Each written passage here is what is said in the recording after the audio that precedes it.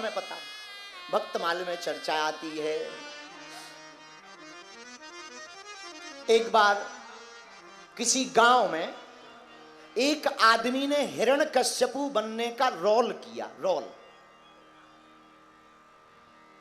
हिरण्यकश्यपु बना तो सामने एक नरसिंह बना। नरसिंह बना, जो व्यक्ति नरसिंह बना था झांकी में, उसको इतना जोश आ गया कि अपने आप को वाकई में नरसिंह मानने लगा। और जो हिरण्यकश्यपु बना था उसका गला पकड़ करके दबा करके मार डाला। बोले ले जय सिया राम। पुलिस पकड़ने आई, ले गई कि तुमने जो है झांकी में रामलीला करते ही करते मर्डर कर दिया, शर्म नहीं आती है, साइको है, पागल है। ले गए। कुछ लोग बोले एक काम करो, क्या, जरा चेक कर लो ये असली में कहीं डूब तो नहीं गया था। तो कुछ लोगों ने रामलीला में उसको दशरथ जी बनवाया। और जब राम जी का वनवास हुआ तो दशरथ जी ने जैसे प्राण त्यागे, उस आदमी ने भी राम जी की याद में अपने प्राणों को त्याग दिया। रामलीला का अभिनय झूठा था, लेकिन उसका अभिनय सच्चा था। मेरे पागलों, जो आदमी अभिनय में डूब जाएगा, जो आदमी लीला में डूब जाएगा, जो आदमी भक्ति में डूब जाएगा, जो आदमी प्रभु के ध्यान में डूब जाएगा, जो आदमी स्मरण में डूब जाएगा, जो आदमी कीर्तन में डूब जाएगा, याद रखना फिर उसमें और साध में और साधक में किंचित मात्र अंतर नहीं है। वो भक्त भी भगवान के समान हो जाएगा, वो फिर भगवत्ता को पा जाएगा। डूबना और खो जाना ही मोक्ष है, विलय हो जाना ही मुक्ति है।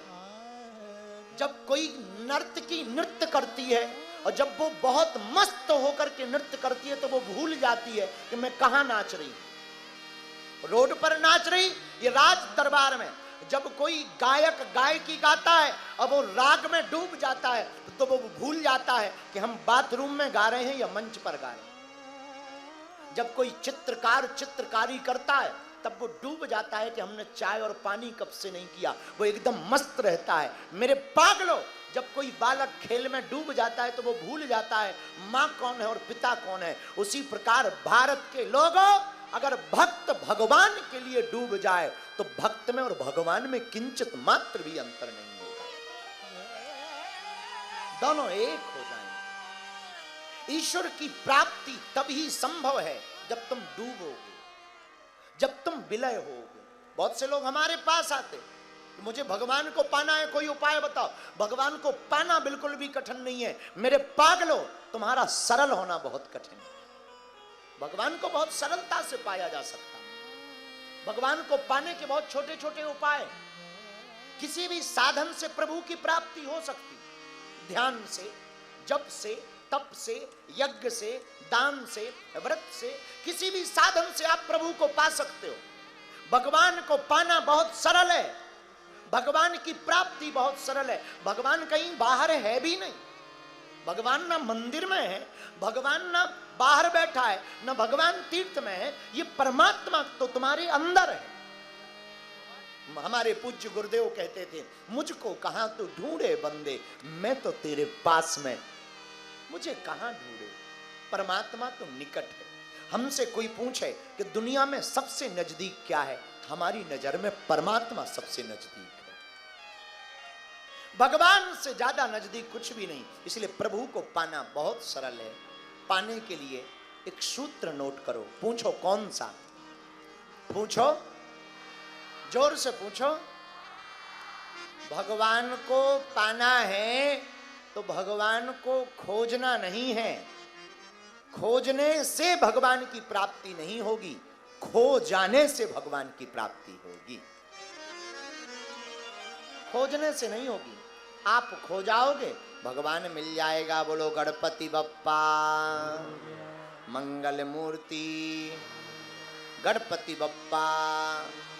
तो भगवान को कौन कौन पाना चाहता है? सब पाना चाहे। जैसे रोटी दाल ना हो गए हाथ उठा। अच्छा अभी हम कहते हैं चलो भगवान को पाना है, तुम भगवान को दोगे क्या है? हम क्या दे दें गुरुजी, हम ही खुद लेने बैठे। अरे देना भी नहीं पड़ता भगवान को तो कुछ भी नहीं। भगवान तो प्रेम के भाव का भूखा हूं मैं, और भाव ही एक सारे है।